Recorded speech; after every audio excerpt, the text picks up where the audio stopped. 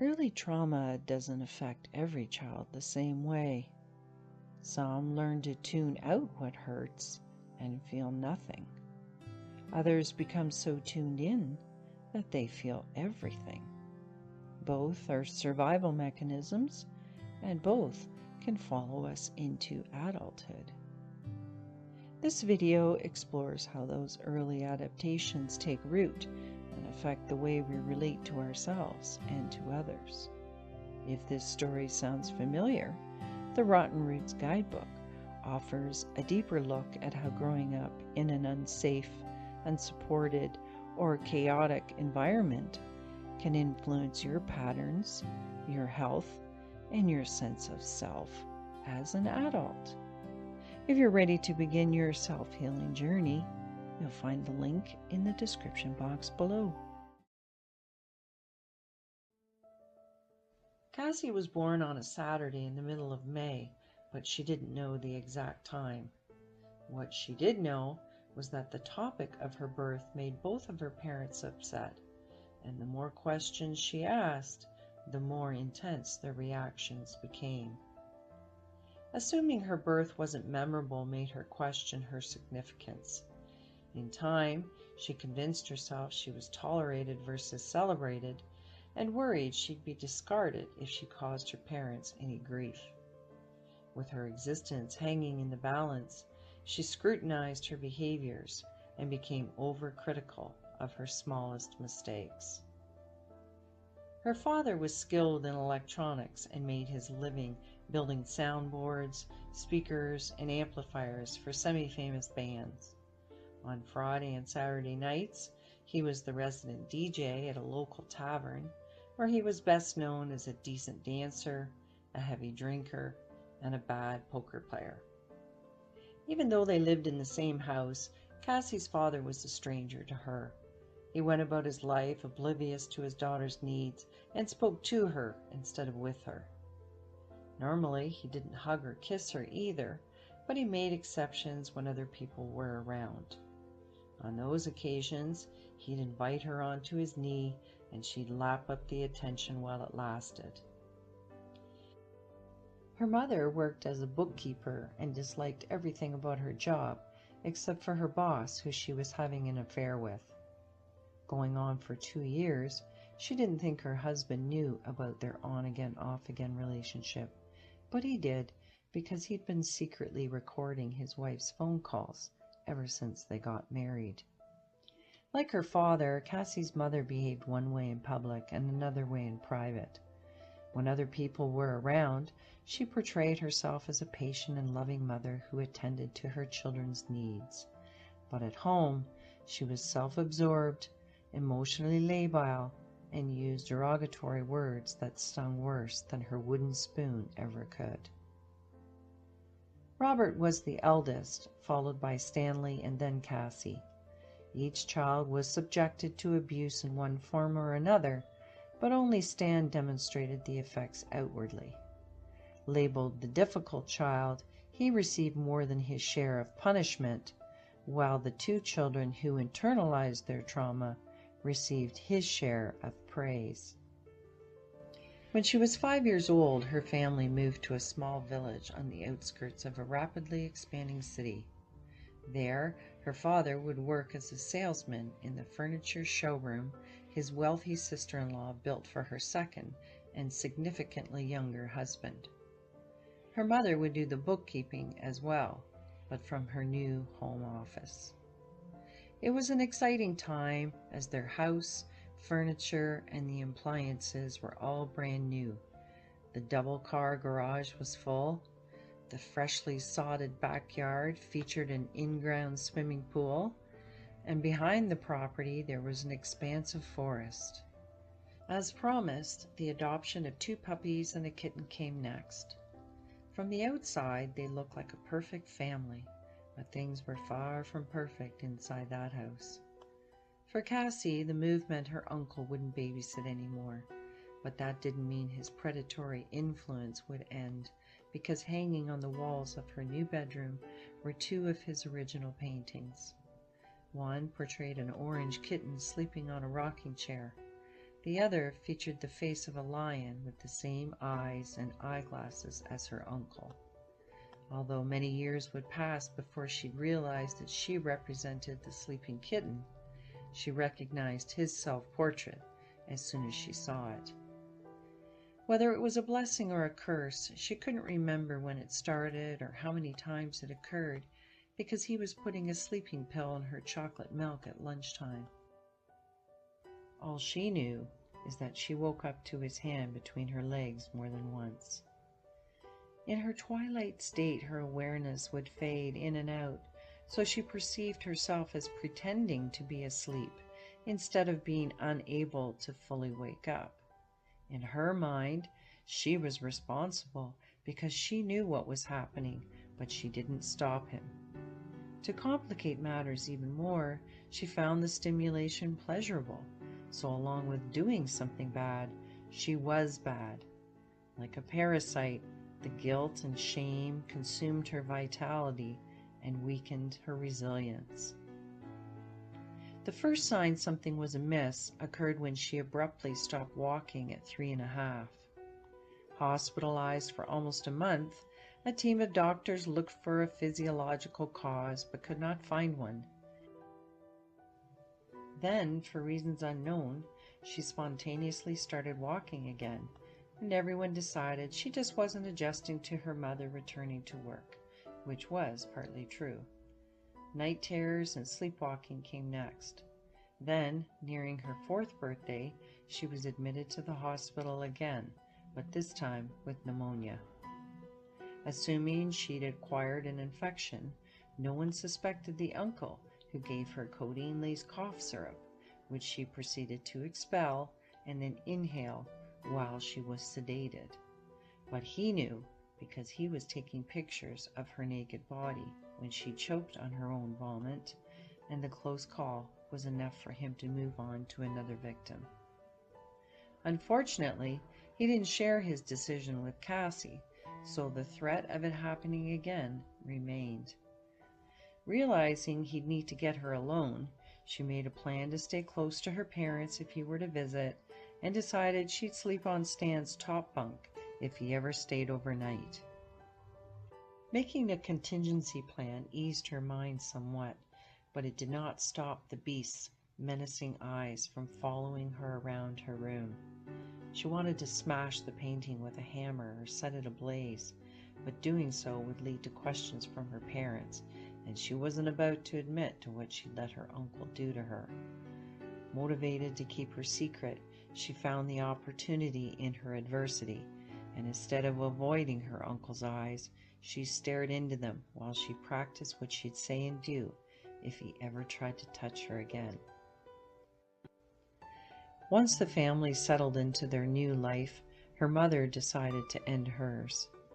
Although she heard the commotion and watched her father pulling her mother's lifeless body out of the bathtub, her mind didn't attend the event. Instead, it went to a safe place where once again she'd feel like she was awake and asleep at the same time. Following her suicide attempt, her mother was admitted to the psych unit at the local hospital. It took 6 weeks before she'd convince everyone the pills were working and she wouldn't try to overdose again. During that time, Cassie's paternal grandparents moved in and took care of the house and kids. A retired administrator for Canada Revenue, her grandfather liked watching golf more than playing it and loved a good debate. A veteran as well, he frequently talked about the medals he kept in a special case and made sure his grandchildren appreciated the sacrifices everyone made during the Second World War. Along with being shot in the chest while deployed, he'd survived 2 heart attacks in his 50s. Blaming the first infarction on his stressful job, he retired early and they started spending their winters in Florida. After the second, he gave up cigarettes and fried food, and come rain or shine, he walked 3 miles a day. The only thing he refused to give up was his rye and ginger ale, which he began drinking at precisely 3 o'clock each day, regardless of his location. With each drink, he'd become a little louder, and sometimes the respectful debate during dinner turned into an unrefined argument. Cassie didn't like it when anyone got upset, but more so when it was her grandfather, because he'd start rubbing the pacemaker implanted under his skin, and would need to slip a tablet or two of nitroglycerin under his tongue. Her grandmother was an odd woman who spoke in a fading British accent and had obvious short and long-term memory problems. Often seen wearing a string of pearls along with a foam brace around her neck, she insisted her cervical fracture had not healed, despite it being over 10 years since she'd had the causal accident. Cassie inherited her grandmother's red hair, blue eyes, and fair freckled skin. However, their relativity ended there because she was cold and corrective and rarely spoke to her granddaughter other than to tell her to sit up straight, to cross her legs, or to be seen and not heard. As difficult as it was to please her grandmother and to worry about her grandfather dropping dead, it was a walk in the park compared to watching her father beat her mother, which would resume as soon as her grandparents moved out. But that was on the list of stuff she didn't want to think about, and definitely didn't want to talk about. Robert was an avid student who believed he could learn new concepts and study for his exams by listening to cassette tapes while he slept. Staying abreast of new technologies as well, he saved his money to buy the first personal computer on the day it was released in 1977, and subsequently taught himself how to program it. The only problem he could not solve was his occasional stutter, which usually occurred when he used the telephone. If Cassie was around, he'd ask her to speak for him, which made her feel significant. Unlike their parents, Robert encouraged his sister's success and praised her attempts at learning new skills. He helped her with her homework, taught her how to swim, and introduced her to different genres of music. Spending time with Robert was enjoyable because he represented the positive aspects of her life.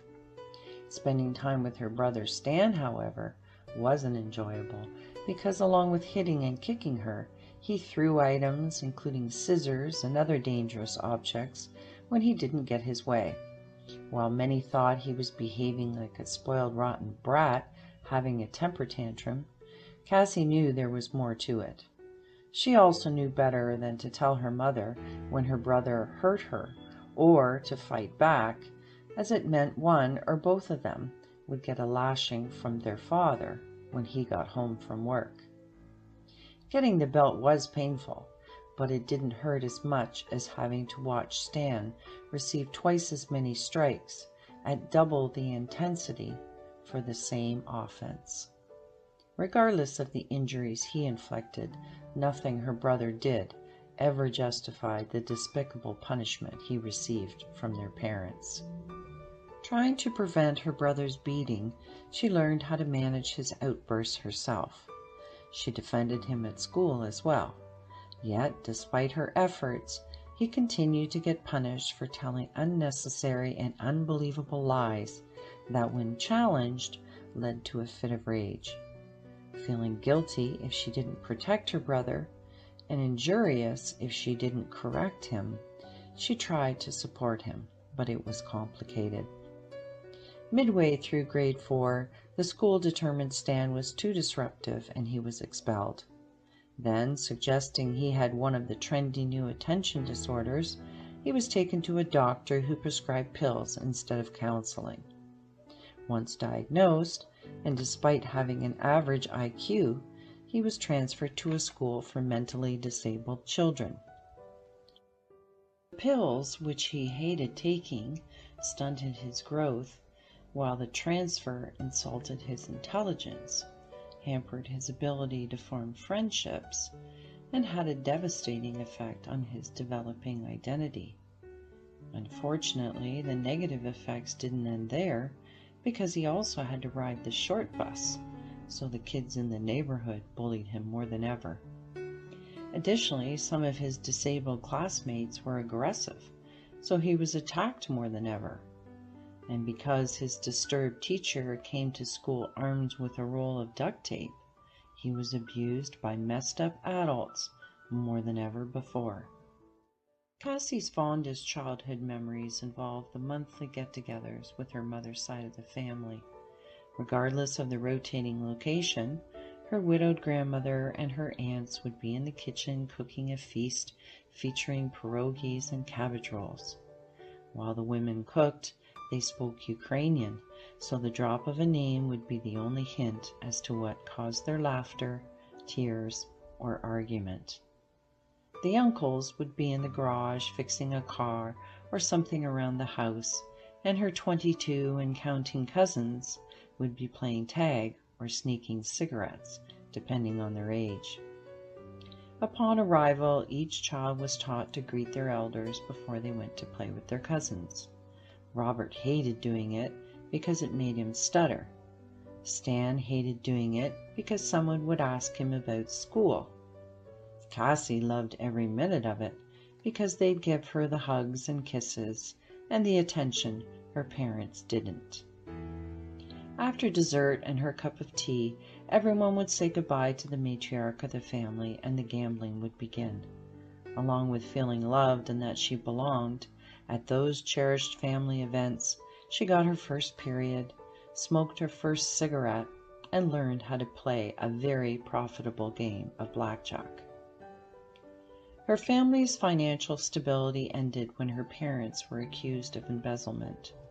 Declaring their innocence, they implicated the young husband and said they'd cooperate with an investigation, but Cassie's aunt didn't want the police involved.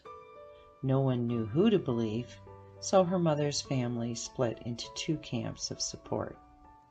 Cassie wanted to believe her father, but he was the same man who told people he'd never hit a woman.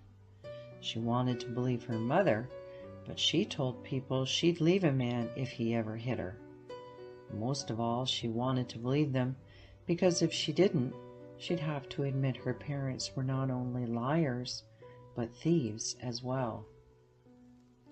When Robert started grade 9, all three kids went to different schools and took separate buses. Since Cassie got home before her brothers, she'd be the first to assess whether it was going to be one of those nights. Along with measuring their degree of staggering and slurring, she'd listen to her parents' tone and take note of their location in the house. Her next test involved their dinner. If her mother cooked a delicious meal and everyone ate together, her chances of getting some sleep that night were good. If her mother cooked hot dogs or macaroni and cheese, and her father chose his drink over his dinner, her chances were 50-50. If her mother didn't cook at all and chose her drink over her dinner, odds were it would be a sleepless night. When they argued, they tried to out-victim the other. The new problem got mixed in with the old, and the same pattern of deflecting responsibility would precede one of them blaming the other of failing to change. Sometimes the names of people she didn't know were thrown into the mix, and one of her parents would accuse the other of cheating. Cassie would lay awake listening for the names and themes that usually escalated the situation from verbal to physical. When she heard those triggering words, she'd move to the front hall closet where between the slats she'd be able to see if they stopped arguing because they'd passed out or because he was strangling her. Her brothers would be in their rooms listening too. Sometimes they got up and tried to separate them. Other times they called the police. When the boys in blue arrived, they'd talk with their father, who, depending on the marks his hands left, would either deny hurting his wife or say he was defending himself. They never took him away, nor did they take their mother to a safe place. Instead, they told one parent to go sleep on the couch and the other to go to their bed, which most of the time they actually did. After his assault, her father would pretend he'd stopped drinking, but everyone in the family knew he had bottles hidden in the garage and under his bed. Eventually, her mother's curt one-word replies would become sentences. Soon she'd start cooking his favorite meals again, and another armistice would begin. But the honeymoon stage wouldn't last long. The tension in the house would begin building, and it would happen again. When her intoxicated mother wasn't arguing with her father, she'd wake Cassie up because she needed someone to talk to. Ungoverned by the alcohol, she'd speak to her daughter as if she were an adult, and would rarely remember what she said the next morning. Oftentimes she'd talk about the untimely passing of her father, who died of a sudden heart attack when she was 5 years old. Describing him as charismatic, handsome, and generous, she believed he'd earned his place in heaven because he worked long hours and gave his extra money to the poor. Because her Catholic mother didn't speak ill of the dead, she'd never tell her youngest daughter the truth about her father, which was that he loved vodka and betting on the horses more than his family. Nor would she point out how she worked her fingers to the bone trying to support their 7 children, while he spent the money he earned on himself. When she got on the topic of her mother, she'd repeat the stories of her difficult childhood and would eventually admit how she resented her mother for not dying instead. Tainted by her victim perspective, she'd blame her teenage shoplifting and truancy on her mother and would proudly profess how she defied her mother's rule and started dating Cassie's father when she was only 14. At her wit's end and concerned because he was 5 years older, her mother warned her virtue was at stake, but she didn't care because unknowingly, and perhaps instinctively, she'd fallen in love with a man just like her father. Then, depending on where they were in the cycle of abuse, she'd compliment or criticize the man she went on to marry and would proclaim they'd never divorce, which reassured Cassie but concerned her as well. When she finished sharing her intimate thoughts, she'd go sleep beside the husband she couldn't trust and didn't respect, or she'd fall asleep in Cassie's bed and keep her awake with her drunken snoring. Chronically lacking sleep, and usually wondering if her father was hurting her mother or if she was hurting herself, Cassie found it hard to concentrate in class. Anxious to get home to check on her, she lied about why she couldn't participate in extracurricular activities, and because the meandering school bus took far too long, she rode her bike to and from school whenever possible. Studying at the school of hard knocks instead, she pretended she was sick and stayed home when tensions were high. Since she'd learned she couldn't rely on her parents to be sober or on time, she didn't bother asking if she could join the brownies, and after arriving home to smears, droplets, and tea towels soaked in blood, she learned she couldn't go to sleepovers either. Her family continued to struggle until her mother and 2 of her sisters opened a restaurant together. When their home-style cooking gained popularity, her father went on the payroll. The money was coming in again, and everyone was as happy as they knew how to be. After one of her mother's sisters died suddenly from a heart attack, the 2 remaining partners met to discuss the future of the restaurant. Cassie's parents were dedicated to growing the business, while the eldest sister found the long hours physically demanding and wanted out.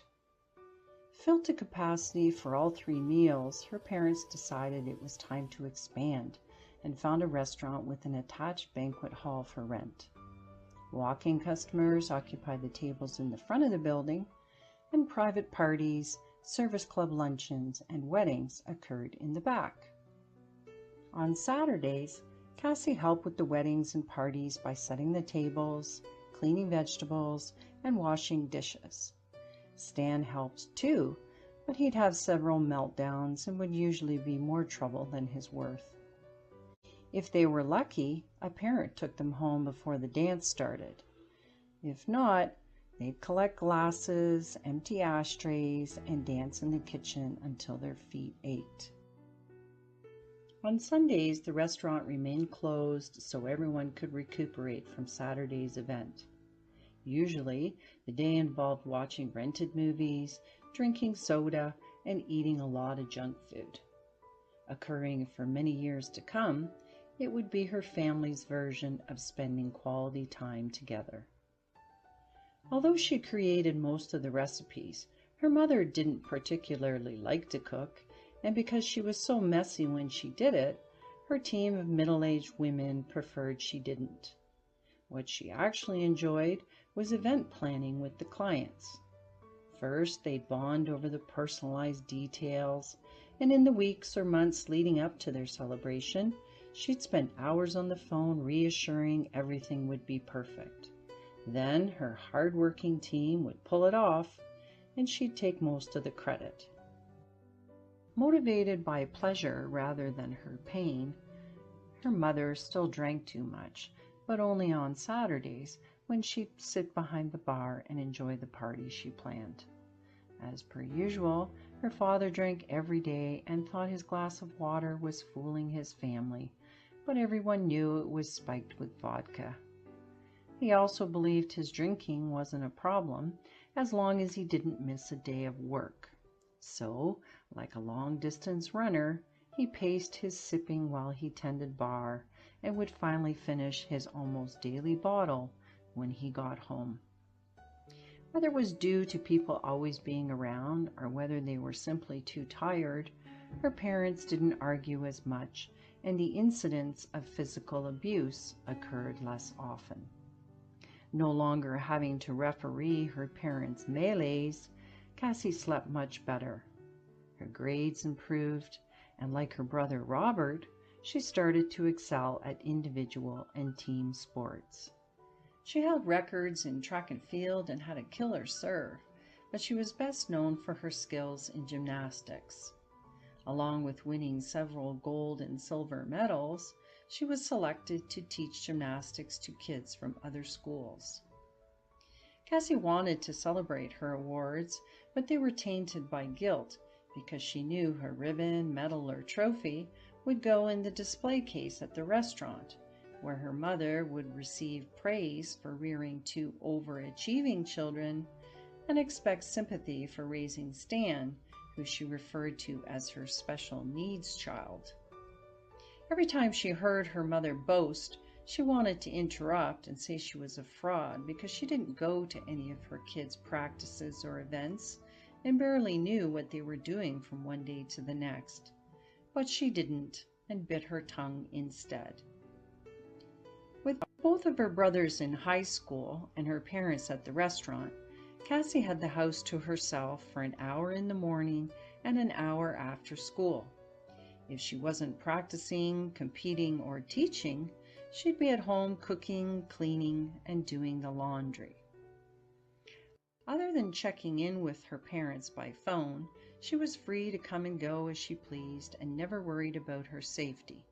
However, her blissful ignorance ended when a man began stalking her. Believing he was a friend of her parents, she politely answered his mundane questions about her likes and dislikes and didn't question his motivation until he explained what he wanted to do to her prepubescent body. Shocked by his perversion, she ended the call, but as soon as she did, the phone started to ring again. She kept lifting the receiver and hanging it up, and he kept calling. Afraid, she dialed the restaurant and spoke to her father, who said it was just a prank call and told her to take the phone off the hook. The next day, she found a can of Dr. Pepper in the basket of her bike and panicked when she remembered telling the man it was her favorite soda. Leaving the can on the ground, she rode home as fast as she could and checked her mirrors frequently. Feeling better as soon as she got home to her two protective dogs, she walked in the front door and the phone started ringing. Unsure whether it was him, she waited for the caller to speak first, but her idea backfired when having the captive audience of his fantasies excited him more. Between his panting, he asked if she enjoyed the soda he'd left for her, and she dropped the receiver. Her whole body began to shake, and tears followed. Once again, she called the restaurant, but her father thought she was being silly, and instead of rushing home to protect her, he suggested a boy from school had a crush on her. On the third day, she arrived home to a cold can of Dr. Pepper at the front door of the house. And as soon as she got inside, the phone started ringing. She called the restaurant again, and after her very busy mother answered, she chastised Cassie and told her he'd stop calling if she'd stop answering. Adding there was nothing she could do from there, she instructed her daughter to lock the doors, to take the phone off the hook, and to sit tight until her brothers got home. Then she reminded her that the dinner crowd would be arriving, and she shouldn't call again unless it was an actual emergency. As with the first 2 days, the phone stopped ringing as soon as one of her brothers came home, which convinced everyone that she was overreacting to a prankster or an admirer. But Cassie knew it was an adult with bad intentions, so she took matters into her own hands and put a can of wasp spray in her knapsack and set another beside the front door. Before she left for school, she made sure all the doors and windows were locked and checked them again as soon as she got home. The calls continued for a month or so, and during that time, she started sleepwalking again. Although she'd never know how often she did it, she was aware she was doing it because on 2 occasions she'd woken up while she was checking that the front door was locked. Then, unaware her mother was at home sick, he called, and Cassie passed the phone to her.